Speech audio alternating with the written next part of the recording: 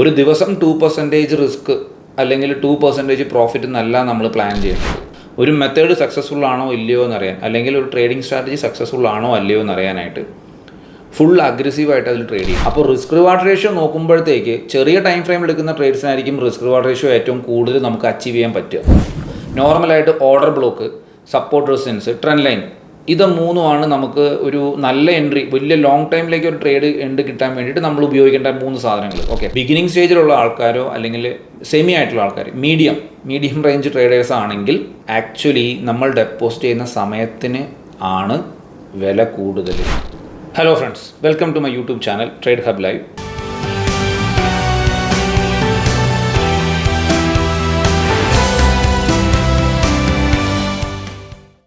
ഇന്ന് നമ്മൾ സംസാരിക്കാൻ പോകുന്നത് റിസ്ക് പെർസെൻറ്റേജിനെ പറ്റിയാണ്. റിസ്ക് റിവാർഡ് റേഷ്യോ എന്നും പറയും. ആരൊക്കെ ഏതൊക്കെ ടൈപ്പ് ട്രേഡേഴ്സ് എത്രയൊക്കെ റിസ്ക് എടുക്കണം എന്നുള്ളതിനെ പറ്റിയാണ് നമ്മളിന്ന് സംസാരിക്കാൻ പോകുന്നത്. അപ്പോൾ നോർമലി ട്രേഡിങ്ങിനകത്ത് 3 ടൈപ്പ് ആൾക്കാരുള്ളത്. ഒന്ന് പ്യുവർലി ബിഗിനേഴ്സ് ഉണ്ട്, പിന്നെ ഒരു കുറച്ച് നാൾ ട്രേഡ് ചെയ്ത്, അതായത് ഒരു 3-4 കൊല്ലമൊക്കെ ട്രേഡ് ചെയ്തിട്ട് അത്യാവശ്യം പ്രോഫിറ്റ് അങ്ങോട്ടും കുറച്ച് ലോസ് ഇങ്ങോട്ടൊക്കെ കണ്ടിട്ടുള്ള കുറച്ച് ആൾക്കാർ. അത് കഴിഞ്ഞ് പിന്നെ അഡ്വാൻസ്ഡ് ലെവലായിട്ടുള്ള ആൾക്കാരാണ്. അതായത് ഒരു 7 years ആയിട്ട് മാർക്കറ്റിൽ ട്രേഡ് ചെയ്തുകൊണ്ടിരിക്കുന്ന ആൾക്കാരെല്ലാം തന്നെ അഡ്വാൻസ് ട്രേഡേഴ്സാണ്. പ്രോഫിറ്റബിൾ ആയിക്കൊള്ളുന്നില്ല, പക്ഷേ നഷ്ടം വരുത്താതെ ട്രേഡ് ചെയ്യുന്നവരെല്ലാവരും അഡ്വാൻസ് ലെവൽ ട്രേഡേഴ്സാണ്. അപ്പോൾ ഈ 3 ടൈപ്പ് ട്രേഡേഴ്സും ഏതൊക്കെ രീതിയിൽ റിസ്ക് എടുക്കണം മാർക്കറ്റിൽ എന്നുള്ളതാണ് നമ്മൾ സംസാരിക്കാൻ പോകുന്നത്, ചർച്ച ചെയ്യാൻ പോകുന്നത്. അപ്പോൾ ഇതെല്ലാം എൻ്റെ പേഴ്സണലായിട്ടുള്ള ഒപ്പീനിയൻസ് ആണ്. നിങ്ങൾക്ക് അത് വേണമെങ്കിൽ ട്രൈ ചെയ്യാം, ഇല്ലെങ്കിൽ തള്ളിക്കളയാം, ഇറ്റ്സ് ഓക്കെ. അപ്പോൾ നമ്മുടെ ഫസ്റ്റ് കാറ്റഗറി എന്ന് പറയുന്നത് കംപ്ലീറ്റ്ലി ബിഗിനേഴ്സ് ആയിട്ടുള്ള ആൾക്കാരാണ്. അപ്പോൾ ബിഗിനേഴ്സ് ആയിട്ടുള്ള ആൾക്കാർക്ക് എവിടെയെങ്കിലും ഒരു സ്ട്രാറ്റജി കിട്ടും, അല്ലെങ്കിൽ അവരൊരു യൂട്യൂബിലൊരു വീഡിയോ കണ്ടിട്ട് ഓക്കെ ഈ ഒരു മെത്തേഡ് കൊള്ളാം, പ്രോഫിറ്റബിൾ ഉണ്ടാക്കാം എന്ന് വിചാരിച്ചിട്ട് അവർ ആ സ്ട്രാറ്റജി ഫുള്ള് ഫോളോ ചെയ്യും. അതാണ് സാധാരണഗതിയിൽ ബിഗിനേഴ്സിന് അവർ ചെയ്യുന്ന രീതി ഏതാണ്, ഫോളോ ചെയ്യുന്ന രീതി ഏതാണ്. അപ്പോൾ അവർ എന്ത് ടൈപ്പ് ട്രേഡ് എടുക്കണം എന്നുള്ളതാണ്. അവർക്ക് ആ സ്ട്രാറ്റജി സെറ്റാകോ ഇല്ലയോ എന്ന് അറിയാനായിട്ട് ടിപ്പിക്കലായിട്ട് എല്ലാ മെത്തേഡും പറയുന്നത് പോലെ വളരെ ചെറിയ സ്റ്റോപ്പ് ലോസ് വെച്ചിട്ട് ട്രേഡ് ചെയ്തിട്ട് കാര്യമില്ല. ഒരു മെത്തേഡ് സക്സസ്ഫുൾ ആണോ ഇല്ലയോ എന്നറിയാൻ, അല്ലെങ്കിൽ ഒരു ട്രേഡിംഗ് സ്ട്രാറ്റജി സക്സസ്ഫുൾ ആണോ അല്ലയോ എന്നറിയാനായിട്ട് ഫുൾ അഗ്രസീവായിട്ട് അതിൽ ട്രേഡ് ചെയ്യണം. എന്നാൽ മാത്രമേ ആ മെത്തേഡ് പ്രോഫിറ്റബിൾ ആണോ അല്ലയോ എന്ന് അറിയാൻ പറ്റുള്ളൂ. സോ ബിഗിനേഴ്സ് ആയിട്ടുള്ള ആൾക്കാർ, സപ്പോസ് നിങ്ങളുടെ കയ്യിൽ ക്യാപിറ്റൽ ഒരു 1 lakh ക്യാപിറ്റൽ ഉണ്ടെന്ന് വിചാരിക്കുക. നിങ്ങൾ എന്ത് ചെയ്യണമെന്ന് വെച്ചാൽ അതിലൊരു 25,000, അതായത് അതിൻ്റെ 25% മാത്രം ട്രേഡിംഗ് അക്കൗണ്ടിൽ ഡെപ്പോസിറ്റ് ചെയ്യുക. എന്നിട്ട് നിങ്ങൾ പഠിച്ച സ്ട്രാറ്റജി ഫുള്ളായിട്ട് അതിൻ്റെ അകത്ത് അഗ്രസീവായിട്ട് ട്രേഡ് ചെയ്യുക. അതായത് ആ സ്ട്രാറ്റജിയിൽ വരുന്ന എല്ലാ ബൈയും സെല്ലും എടുക്കണം. ഓക്കെ, അപ്പോൾ ചിലപ്പോൾ നിങ്ങളുടെ അക്കൗണ്ട് വാഷ് ഔട്ടായി പോകും, മീൻസ് ഫുൾ ടോട്ടൽ ലോസ് ആയി പോകും. ഓക്കെ, അപ്പോൾ പക്ഷേ ആ സ്ട്രാറ്റജിയിൽ നിന്ന് മാറാൻ പോരുത്. അടുത്ത ഒരു 25,000 നിങ്ങൾ ഡെപ്പോസിറ്റ് ചെയ്യുക, അതേ സ്ട്രാറ്റജി തന്നെ ഫോളോ ചെയ്യുക, ഫുള്ളായിട്ട് അഗ്രസീവായിട്ട് ട്രേഡ് ചെയ്യുക. അപ്പോഴും നിങ്ങൾക്ക് ലോസാണ് വരുന്നതെന്ന് ചോദിച്ചാൽ സ്ട്രാറ്റജി ഫുള്ളായിട്ട് ഫോളോ ആയിട്ടും ലോസ് തന്നെയാണ് വരുന്നതെന്ന് വിചാരിക്കുക. അപ്പോൾ ആ സ്ട്രാറ്റജി തെറ്റാണ്. അത് നേരത്തെ മനസ്സിലാക്കണം. ട്രേഡിങ്ങിൻ്റെ അകത്ത് ശരിക്കും പൈസ നഷ്ടമല്ല നമ്മൾ കണക്കാക്കേണ്ടത്, നമ്മളുടെ സമയനഷ്ടമാണ്. അത് എല്ലാവരും തിരിച്ചാ പറയുക, പൈസ നഷ്ടപ്പെട്ടു പോയി എന്നുള്ളതല്ല അതിൻ്റെ സത്യാവസ്ഥ. അതല്ല, ട്രേഡിംഗ് പഠിച്ചെടുത്ത് പ്രോഫിറ്റബിളായിട്ട് മാറേണ്ട ഒരു വ്യക്തിക്ക് നഷ്ടപ്പെട്ടു പോകുന്ന അയാളുടെ വിലപ്പെട്ട സമയമാണ്. അത് ഒരിക്കലും ഉണ്ടാക്കാൻ പറ്റില്ല. നമ്മൾ ഒരു സ്ട്രാറ്റജി ഇപ്പോൾ എന്താ പറയുക, ഇപ്പോൾ സപ്പോർട്ട് റെസിസ്റ്റൻസ് എന്നൊരു മെത്തേഡ്, അത് ട്രേഡിങ്ങിലുള്ളതാണല്ലോ. ഈ support resistance trading method profitable ആണോ ഇല്ലയോ എന്ന് അറിയാനായിട്ട് 1 കൊല്ലം 2 കൊല്ലം എടുക്കേണ്ട കാര്യമില്ല. നമ്മൾ പഠിച്ച സ്ട്രാറ്റജി സക്സസ്ഫുൾ ആണോ എന്നറിയാൻ 2 കൊല്ലം എടുക്കരുത്. മാക്സിമം ഒരു 3 ആഴ്ച അല്ലെങ്കിൽ 1 മാസം, അതിൽ കൂടുതൽ അതിന് വേണ്ടിയിട്ട് സമയം ചിലവാക്കരുത്. ആ ഒരു മെത്തേഡിന് വേണ്ടി സമയം ചിലവാക്കരുത്.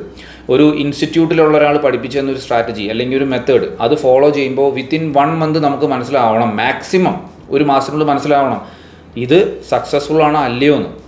അല്ലെങ്കിൽ പൈസ മാത്രമല്ല നഷ്ടപ്പെടുക, നമ്മളുടെ ട്രേഡിംഗ് കരിയറിലെ വിലപ്പെട്ട സമയം നഷ്ടപ്പെട്ടു പോകും. അത് ആരും പറയാറില്ല, ഞാനിത് ആരും പറഞ്ഞ് കേട്ടിട്ടുമില്ല.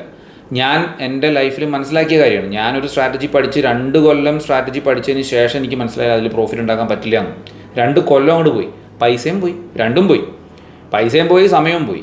അത് കഴിഞ്ഞ് പിന്നെ പൈസ റെഡിയാക്കി എടുത്ത് അടുത്ത സ്ട്രാറ്റജി പഠിച്ചു. അപ്പോൾ എനിക്ക് മനസ്സിലായി ഇത്ര സമയം എടുത്താൽ പറ്റില്ല, ഒരു സ്ട്രാറ്റജിയിൽ സ്റ്റിക്ക് ഓൺ ആവണോ, ഇത് ശരിയാവോ ഇല്ലയോ എന്ന് അറിയാനായിട്ട് ചുരുങ്ങിയത് മാക്സിമം 1 മാസമേ പാടുള്ളൂ. ഒറ്റ മാസത്തിൽ നമുക്ക് മനസ്സിലായിരിക്കണം ഇത് വേണോ വേണ്ടയോ എന്നുള്ളത്. അത് നിങ്ങൾ ശരിക്കും ഒന്ന് ആലോചിച്ച് നോക്കിക്കോളൂ. കാരണം ട്രേഡിംഗ് ഒരു പ്രൊഫഷനായിട്ട് എടുത്തിരിക്കുന്ന ഒരു വ്യക്തിയെ സംബന്ധിച്ചിടത്തോളം അയാൾ ലോസോ പ്രോഫിറ്റോ ആയിക്കോട്ടെ, അയാൾ 2 കൊല്ലം കഴിഞ്ഞിട്ടാണ് പ്രോഫിറ്റബിൾ ആകുന്നുള്ളൂ എന്നുണ്ടെങ്കിൽ 2 കൊല്ലത്തെ സമയം എന്ന് പറയുന്നത് വളരെ വിലപ്പെട്ടതാണ്. ഓക്കെ, അപ്പോൾ പഠിച്ചു തുടങ്ങുന്ന ആൾക്കാർ എന്ത് ചെയ്യണമെന്ന് വെച്ചാൽ അഗ്രസീവായിട്ട് ട്രേഡ് ചെയ്യുക, എന്നിട്ട് ഒരു സ്ട്രാറ്റജിയിൽ കണ്ടെത്തുക, എന്നിട്ട് ആ സ്ട്രാറ്റജി ഫോളോ ചെയ്ത് തുടർന്നുള്ള ട്രേഡിംഗ് കരിയർ പ്ലാൻ ചെയ്യുക.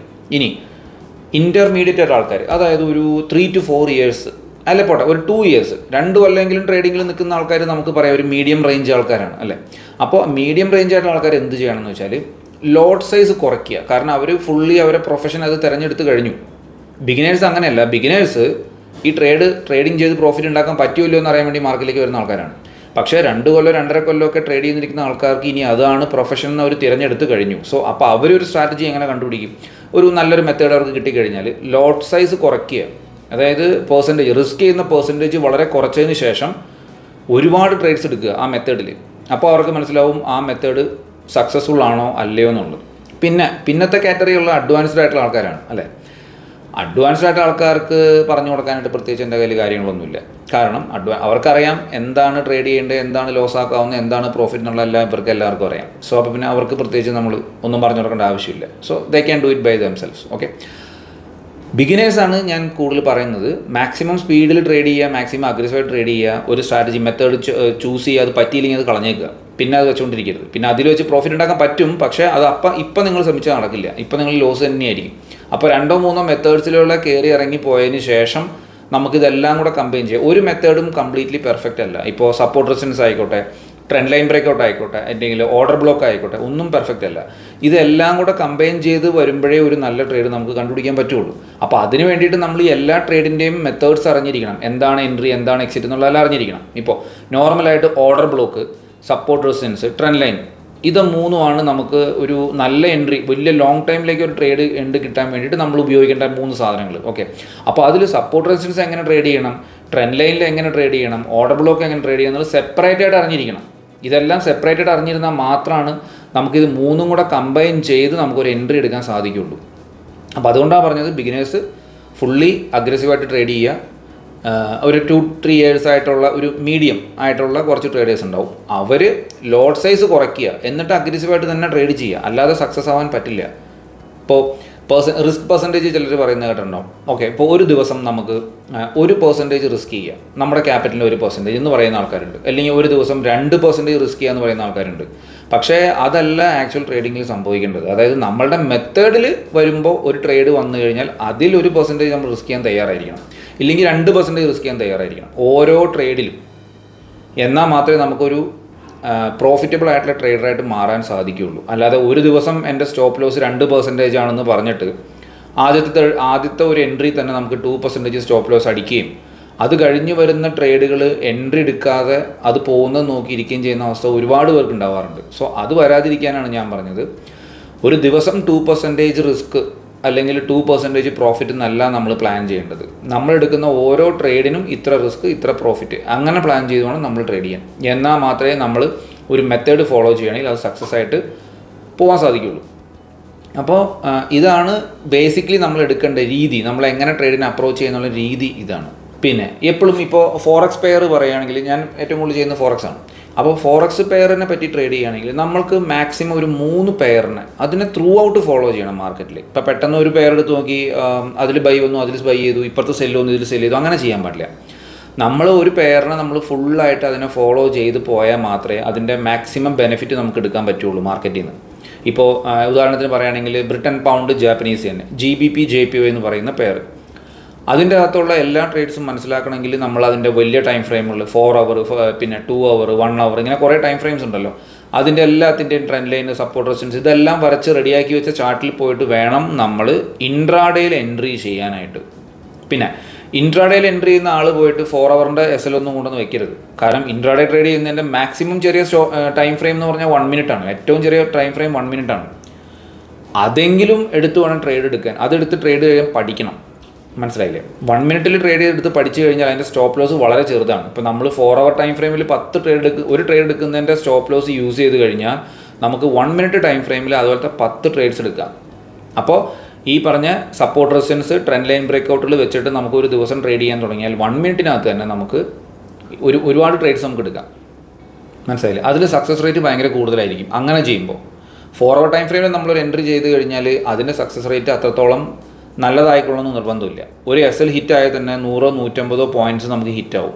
പക്ഷേ 1 മിനിറ്റ് ആകുമ്പോൾ ഒരു SL ഹിറ്റ് എന്ന് പറഞ്ഞാൽ ചിലപ്പോൾ 5 പോയിൻറ്റ് 6 പോയിൻറ്റ് പോയിൻറ്റ്സോ അല്ലെങ്കിൽ പിപ്പോ വാട്ട് എവർ യു ടേക്ക്. അപ്പോൾ 6-8 പിപ്പ് അത്രയൊക്കെ നമുക്ക് ലോസ് ആവുള്ളൂ.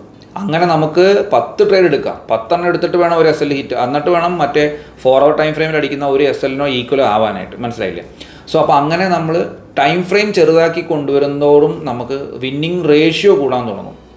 റേഷ്യോ എന്ന് പറഞ്ഞത് നമ്പർ ഓഫ് ട്രേഡ്സിൻ്റെ പ്രോഫിറ്റ്സ് അല്ല ഞാൻ പറഞ്ഞത്, റിസ്ക് റിവാർഡ് റേഷ്യോ കൂടാൻ തുടങ്ങും നമ്മുടെ ട്രേഡ്സിൻ്റെയൊക്കെ. ഈ പറഞ്ഞ ടൈം ഫ്രെയിം നമ്മൾ ചെറുതാക്കി കൊണ്ടുവന്നു കഴിഞ്ഞാൽ. മനസ്സിലായോ? അപ്പോൾ അങ്ങനത്തെ ട്രേഡ്സ് റിസ്ക് റിവാർഡ് റേഷ്യോ കൂടുതലുള്ള ട്രേഡ് എടുത്താലേ നമുക്ക് സക്സസ് ആകാൻ പറ്റുള്ളൂ. അല്ലാതെ വലിയ ടൈം ഫ്രെയിം പോയിട്ട് 1:1 അച്ചീവ് ചെയ്യുന്നത് വലിയ കാര്യമില്ല. വലിയ ടൈം ഫ്രെയിം പോയി കഴിഞ്ഞാൽ 1:2 1:3 എങ്കിലും അച്ചീവ് ചെയ്യാൻ പറ്റണം. പക്ഷേ അപ്പോൾ അതിന് മാത്രം മാർക്കറ്റിൽ പ്രൈസ് മൂവ് ചെയ്തിട്ടുണ്ടാവണം. വലിയ ടൈം ഫ്രെയിം ഉദ്ദേശിച്ച് ഇപ്പോൾ ഒരു 15 മിനിറ്റ് ടൈം ഫ്രെയിമാണ് നിങ്ങൾ ചെയ്യുന്നതെന്നുണ്ടെങ്കിൽ അതിൻ്റെ അകത്ത് സ്റ്റോപ്പ് ലോസ് നോക്കിയാൽ ചിലപ്പോൾ ഒരു 25 പോയിൻറ്റ് 30 പോയിൻ്റൊക്കെ കാണും. അപ്പോൾ അത് 1:1 ആണെങ്കിൽ തന്നെ 60-70 പിപ്പൊക്കെ പോകണം. പക്ഷേ 1 മിനിറ്റ് ടൈം ഫ്രെയിമിലാണ് ട്രേഡ് ചെയ്യുന്നതെങ്കിൽ ചിലപ്പോൾ അതിൻ്റെ സ്റ്റോപ്പ് ലോസ് 5 പിപ്പോ 6 പിപ്പൊക്കെ ഉണ്ടാവുള്ളൂ. അപ്പോൾ 60-70 പോകാന്ന് പറഞ്ഞാൽ 1:10 ആയി. അപ്പോൾ റിസ്ക് റിവാർഡ് റേഷ്യോ നോക്കുമ്പോഴത്തേക്ക് ചെറിയ ടൈം ഫ്രെയിം എടുക്കുന്ന ട്രേഡ്സിനായിരിക്കും റിസ്ക് റിവാർഡ് റേഷ്യോ ഏറ്റവും കൂടുതൽ നമുക്ക് അച്ചീവ് ചെയ്യാൻ പറ്റുക. അങ്ങനെ അച്ചീവ് ചെയ്യാൻ തുടങ്ങിയാൽ മാത്രമേ നമ്മൾ സക്സസ് ആവുള്ളൂ. അപ്പോൾ 10 ട്രേഡ് ലോസ് ആവുന്ന ഒരു ആൾ ഒരു 9 ട്രേഡ് ലോസ്, അയാൾക്ക് ഒരു ട്രേഡേ പ്രോഫിറ്റ് ഉള്ളൂ. പക്ഷേ അത് ഈ 1% ട്രേഡ് എടുത്ത് 1% റിസ്ക് എടുത്ത് ട്രേഡ് ചെയ്ത് കഴിഞ്ഞാൽ അത് 9% പോയി കഴിഞ്ഞാൽ അയാൾ നെഗറ്റീവ് ഇല്ലാതെ പുറത്ത് വരും. പക്ഷേ 15 മിനിറ്റ് ടൈം ഫ്രെയിമിൽ ട്രേഡ് ചെയ്യുന്ന ഒരു വ്യക്തി 10 ട്രേഡിൽ 9 ലോസ് ആയി കഴിഞ്ഞാൽ പിന്നെ അയാൾ ട്രേഡ് ചെയ്തിട്ട് കാര്യമില്ല. അപ്പോൾ അയാൾക്ക് മിനിമം 50% വിന്നിങ് ചാൻസ് എങ്കിലും വേണം. അയാളുടെ സ്ട്രാറ്റജിയിൽ 50% വിന്നിങ് ചാൻസ് എങ്കിലും ഉണ്ടെങ്കിലേ സർവൈവ് ചെയ്യാൻ പറ്റുള്ളൂ. പക്ഷേ ചെറിയ ടൈം ഫ്രെയിമിൻ്റെ ആൾക്ക് അങ്ങനെയല്ല അവസ്ഥ.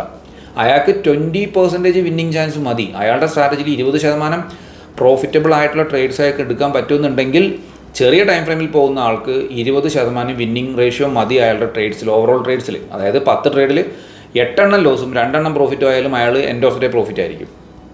പക്ഷേ 15 മിനിറ്റിൻ്റെ ആൾ അങ്ങനെയല്ല. 10 ട്രേഡ് കിട്ടാൻ തന്നെ അയാൾക്ക് 2 ആഴ്ച എടുക്കും. 15 മിനിറ്റ് ക്യാൻഡിൽസ് പാറ്റേണോ അല്ലെങ്കിൽ അതിൻ്റെ ചാർട്ടിൽ, ആ ടൈം ഫ്രെയിമിൻ്റെ ചാർട്ടിൽ നമുക്ക് ഒരു ട്രേഡ് ഈ 10 ട്രേഡ് കിട്ടാൻ തന്നെ നമുക്ക് 2 ആഴ്ച സമയം എടുക്കും. 2 ആഴ്ച കഴിഞ്ഞതിന് ശേഷമേ സക്സസ്ഫുൾ ആണോ ലോസ് ആണോ നമുക്ക് അറിയാൻ പറ്റുള്ളൂ. മനസ്സിലായില്ലേ? പക്ഷേ ചെറിയ ടൈം ഫ്രെയിമാണെങ്കിൽ അങ്ങനെയല്ല. ഒരു 2 ഡേയ്സിൻ്റെ ഉള്ളിൽ കിട്ടും നമുക്ക് ഇതുപോലത്തെ 10 ട്രേഡ്. അപ്പോൾ നമ്മൾ സ്ട്രാറ്റജി നമുക്ക് കറക്റ്റായിട്ട് നമുക്ക് ഫോളോ ചെയ്ത് പോകാൻ പറ്റുന്ന ഒരാളാണെങ്കിൽ, നമ്മുടെ മെത്തേഡ് കറക്റ്റായിട്ട് ഫോളോ ചെയ്യാൻ പറ്റുന്ന ആളാണെങ്കിൽ അയാൾക്ക് ഏറ്റവും നല്ലത് ഏറ്റവും ചെറിയ ടൈം ഫ്രെയിമിൽ ട്രേഡ് ചെയ്യുന്നതാണ്. സ്റ്റോപ്പ് ലോസ് ഉണ്ടാവും, ഇല്ല എന്നല്ല ഞാൻ പറയാം. സ്റ്റോപ്പ് ലോസ് ഒക്കെ ഉണ്ടാവും. 1, 2, 3, 4, 5, 6, 7, 8, 9 വരെ അടിച്ചാലും ഒരു ട്രേഡെങ്കിലും പ്രോഫിറ്റ് പോകാണ്ടിരിക്കില്ല. അപ്പോൾ ആ മെത്തേഡ് അല്ലെങ്കിൽ അത്രയും മോശം മെത്തേഡാണ് നമ്മൾ ഫോളോ ചെയ്യുന്നത്. മനസ്സിലായില്ലേ? വളരെ മോശം മെത്തേഡ് ഫോളോ ചെയ്യുന്നതുകൊണ്ടാണ് ഈ ഒറ്റ ട്രേഡും പോലും പ്രോഫിറ്റ് പോകാത്ത അവസ്ഥ വരുന്നത്. എന്തെങ്കിലും അതാ ഞാൻ പറഞ്ഞത് 20% വിന്നിങ് പെർസെൻറ്റേജ് ഉള്ള വിന്നിങ് ചാൻസ് സാധ്യതയുള്ള ട്രേഡിംഗ് സ്ട്രാറ്റജി ആണെങ്കിൽ പോലും ചെറിയ ടൈം ഫ്രെയിമിൽ നമ്മൾ നല്ല പ്രോഫിറ്റബിൾ ആയിരിക്കും. അത് ബിഗിനിങ് സ്റ്റേജിലുള്ള ആൾക്കാരോ അല്ലെങ്കിൽ സെമി ആയിട്ടുള്ള ആൾക്കാർ, മീഡിയം റേഞ്ച് ട്രേഡേഴ്സ് ആണെങ്കിൽ ടൈം ഫ്രെയിമിൻ്റെ അളവ് കുറയ്ക്കുക. 15 5 ഒന്നും പോയി എടുക്കാതെ 1 മിനിറ്റ് ടൈം ഫ്രെയിമിൽ ട്രേഡ് ചെയ്യുക, അല്ലെങ്കിൽ ട്രെൻഡ് ലൈൻസോ വരച്ച് ട്രേഡ് ചെയ്യാൻ പഠിക്കുക. അതിൻ്റെ അകത്ത് സപ്പോർട്ട് റെസിസ്റ്റൻസ് ട്രേഡുകൾ കണ്ടുപിടിക്കുക, അതിൻ്റെ അകത്ത് ചെയ്യുക. അതാണ് നമുക്ക് ഏറ്റവും എളുപ്പത്തിൽ പ്രോഫിറ്റബിൾ ആവാനുള്ള മാർഗ്ഗം. അപ്പോൾ ഞാൻ പറഞ്ഞത് മറക്കണ്ട, എന്താണ് ട്രേഡിംഗ് കരിയർ സ്റ്റാർട്ട് ചെയ്ത് കഴിഞ്ഞാൽ ആക്ച്വലി നമ്മൾ ഡെപ്പോസിറ്റ് ചെയ്യുന്ന സമയത്തിന് ആണ് വില കൂടുതൽ. നമ്മൾ ഡെപ്പോസിറ്റ് ചെയ്യാൻ വേണ്ടി എടുക്കുന്ന പൈസയ്ക്കല്ല. അത് ബിഗിനേഴ്സിനോടാണ് ഞാൻ പറഞ്ഞത് കേട്ടോ. അല്ലാതെ പ്രൊഫഷനാക്കി മാറ്റി അതിലേക്ക് ഫുള്ളായിട്ട് ഇറങ്ങിയ ആൾക്കാരല്ല. ട്രേഡിംഗ് ബിഗിനേഴ്സ് ആയിട്ടുള്ള ആൾക്കാർ മനസ്സിലാക്കേണ്ട ഒരു കാര്യം, നിങ്ങൾ ഡെപ്പോസിറ്റ് ചെയ്യുന്ന 25,000 രൂപയോ ട്രേഡിങ്ങിന് ഉപയോഗിക്കുന്ന 50,000 രൂപയോ അല്ല നിങ്ങളുടെ നഷ്ടം. നിങ്ങൾ അതിനു വേണ്ടി ഉപയോഗിക്കുന്ന സമയമാണ്. അത് നിങ്ങൾ മറക്കരുത്. കാരണം 25,000 രൂപ നിങ്ങൾക്കുണ്ട് ക്യാപിറ്റൽ. നിങ്ങൾ ഒരു കൊല്ലം ട്രേഡ് ചെയ്തിട്ട് നിങ്ങൾക്ക് ലോസ് ആയി കഴിഞ്ഞാൽ ഒരു കൊല്ലം നിങ്ങളുടെ പോയി. 25,000 രൂപയും പോയി, ഒരു കൊല്ലം പോയി. നിങ്ങൾ പഠിച്ച മെത്തേഡ് തെറ്റാണെന്ന് നിങ്ങൾക്ക് മനസ്സിലായില്ലേ? പക്ഷേ അതല്ലാതെ 25,000 രൂപ പോയി, പക്ഷേ രണ്ടാഴ്ച കൊണ്ട് 25,000 രൂപ അങ്ങ് പോയി. അപ്പോൾ ഒന്നുകിൽ നമുക്ക് ആ പണി നിർത്തി വേറെ ജോലിക്ക് പോവാം, ട്രേഡിങ് നമുക്ക് പറ്റില്ലെന്നും പറഞ്ഞ് വേറെ ജോലി അന്വേഷിച്ച് പോവാം. അല്ലെങ്കിൽ നമുക്ക് പൈസ കയ്യിലുണ്ടെങ്കിൽ നമുക്ക് വേറൊരു മെത്തേഡ് ട്രൈ ചെയ്യാം. ഇത് രണ്ടിലൊരു കാര്യം പെട്ടെന്ന് തീരുമാനമാവും. അതുകൊണ്ടാണ് ഈ സമയത്തിന് വില കൊടുക്കുക. എന്നിട്ട് ബിഗിനേഴ്സ് ആയിട്ടുള്ള ആൾക്കാർ അഗ്രസീവായിട്ട് തന്നെ മാർക്കറ്റിൽ ട്രേഡ് ചെയ്യുക. അതിന് മറ്റുള്ള നോർമലി എല്ലാവരും ട്രഡീഷണലായിട്ട് പറയുന്നത് പോലെ ഭയങ്കര പതുക്കെ ഇരുന്ന് ട്രേഡ് ട്രേഡ് ചെയ്ത് ഒന്നും ആവില്ല. നമ്മൾ മടുത്തിട്ടാ പണിയിട്ട് പോകും. ചെറിയ ടൈം ഫ്രെയിമിൽ ട്രേഡുകൾ കണ്ടുപിടിച്ച് ട്രേഡ് ചെയ്യാൻ പഠിക്കുക. ആദ്യമേ തുടക്കം തൊട്ടേ പഠിക്കുക. അപ്പോൾ നിങ്ങൾ മാർക്കറ്റിൽ സർവൈവ് ചെയ്യും. അല്ലെങ്കിൽ മാർക്കറ്റിൽ സർവൈവ് ചെയ്യാൻ ഭയങ്കര പാടാണ്. വലിയ ടൈം ഫ്രെയിമിൽ ട്രേഡ് ചെയ്ത് കഴിഞ്ഞാൽ ഇമോഷൻസ് ഭയങ്കരമായിട്ട് നിങ്ങൾ ഡ്രാഗ് ചെയ്യും. കാരണം 15 മിനിറ്റ് ടൈം ഫ്രെയിമിലൊക്കെ നിങ്ങൾ ട്രേഡ് പ്ലേസ് ചെയ്ത് കഴിഞ്ഞാൽ അതിൻ്റെ റിസൾട്ട് വരണമെങ്കിൽ 1:1 1:2 ഒക്കെ ആവണമെങ്കിൽ ചിലപ്പോൾ 2-3 ദിവസം എടുക്കും. മനസ്സിലായോ? 1 മിനിറ്റിൽ അങ്ങനെയല്ല. ഒന്നുകിൽ നിങ്ങൾക്ക് പെട്ടെന്ന് SL അടിക്കും, അല്ലെങ്കിൽ നിങ്ങൾ പെട്ടെന്ന് ടാർഗറ്റ് അച്ചീവ് ആവും. അത് വിത്തിൻ ഒരു അരമണിക്കൂർ 1 മണിക്കൂറിൽ സംഭവിക്കുന്നത്. അപ്പോൾ നമ്മൾ ആ ഇമോഷനിൽ നിന്ന് ഫ്രീ ആയി ട്രേഡ് SL അടിച്ചു. ഒരു വിഷമം നമുക്ക് കാണും, SL അടിച്ച് എല്ലാവർക്കും വിഷമം ഉണ്ടാവും. ആ വിഷമോട് കഴിഞ്ഞു. അല്ലാതെ ഒരു ട്രേഡ് പ്ലേസ് ചെയ്തിട്ട് അതിനകത്ത് നോക്കി 3 ദിവസം ഇരിക്കേണ്ടി വന്നു കഴിഞ്ഞാൽ വേറൊരു പെയറിൽ ട്രേഡ് വന്നാൽ എടുക്കാനും പറ്റില്ല.